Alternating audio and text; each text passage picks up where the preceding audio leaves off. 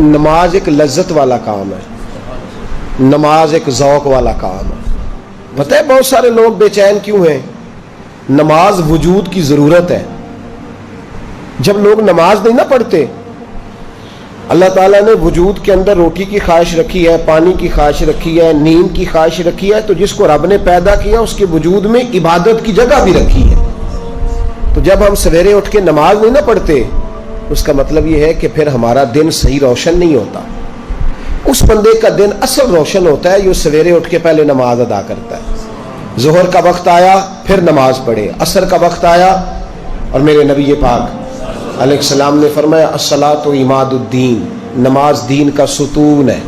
ستون کا مطلب ہوتا ہے کہ جس پر چھت کھڑی ہوتی ہے۔ تو دین کی جو عمارت ہے نا، اس کی مضبوطی کب آئے گی؟ جب آپ کو ایک بات بتاؤں، پتے کی اس کو یاد رکھنا، بے نمازی بندہ جو ہوتا ہے نا، بے نمازی، وہ دنیا کا سب سے بڑا بے وفا ہے اور سب سے بڑا ناشکرا ہے۔ آپ اگر بے نمازی سے وفا کی توقع کریں یا شکر کی توقع کریں کہ وہ کسی کا ساتھ دے گا، تو یہ زیادتی ہے۔ اس لیے کہ جس نے رب کے ساتھ ہی وفا نہیں کی، جس نے ساری نعمتیں دینے والوں کا شکر ادا نہیں کیا، تو وہ تیرا میرا کیسے کرے گا؟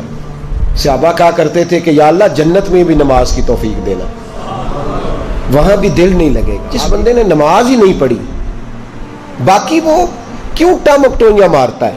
اصل روٹی ہے، روٹی ایک بندہ کھاتا نہیں، وہ سلاد بھی کھایا جاتا ہے، پانی بھی پیے جاتا ہے، چٹنی بھی استعمال کرتا ہے، تو روٹی کھا نہیں رہا، تو اس کو کوئی بندہ بھی کھانا نہیں کہے گا، کہے گا اس نے تو بس ایسے ہی۔ تو نماز معراج کا تحفہ ہے، اور دیکھو یار اس کی عظمت کو سمجھو، یہ وہ تحفہ ہے جو اللہ نے بھیجا ہے، اور آج تک مومن سمجھ ہی نہیں سکا کہ تحفہ اللہ نے بھیجا کس کے؟ نبی پاک کے ہاتھ۔ یہ چھوٹی بات ہے؟ وہ جعلی پیر، وہ لفنگا جو لوگوں کو کہتا ہے کہ نماز کوئی نہیں، ہم دل کی پڑھتے ہیں، اس بے حیا کو یہ نہیں خبر کہ سب سے بڑی معرفت کا نام نماز ہے، اس لیے کہ یہ تو وہ والی معرفت ہے جو اللہ نے اپنے نبی کے ہاتھ بھیجی ہے۔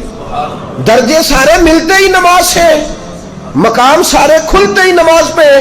میرے رسول پاک نے فرمایا اللہ تعالیٰ نے کوہ طور پر نور کی ایک تجلی ڈالی جس سے حضرت موسیٰ بے ہوش ہوئے۔ فرمایا جب میرا امتی اللہ اکبر کہہ کے نماز کی نیت باندھتا ہے، رب کریم اس پر اس طرح کے نور کی 70 تجلیاں ظاہر فرماتا ہے۔ آپ یقین کریں جب اعلیٰ مقاصد کی بات ہوتی ہے تو میں ڈر جاتا ہوں۔ میں کہتا ہوں میں اس قوم سے کیا کہوں کہ جہاد کرنا ہے، افغانستان کے بچوں کو بچانا ہے جو ابھی تک نمازی نہیں ہو سکی، جس سے آج تک ہم نماز کی پابندی نہیں کرا سکے، وہ قوم دین کا بول بالا کرے گی؟ اب تو شرم آتی ہے کہتے ہوئے کہ نماز پڑھا کرو، شرم آتی ہے یہ لفظ ادا کرتے کہ ہماری ساری زندگیاں گزر گئیں، ہم ایک نماز نہیں پڑھوا سکے۔ ایک بات اور یاد رکھنا، جو مجھ سے زیادہ پیار کرنے والے لوگ ہیں، میرے قریب رہنے والے، اگر میں نے کسی سے نماز کا پوچھنا چھوڑ دیا ہے نا، تو اس کا مطلب یہ ہے کہ میں سخت اس شخص سے بیزار ہو گیا ہوں، اب میں پوچھتا ہی نہیں اس سے۔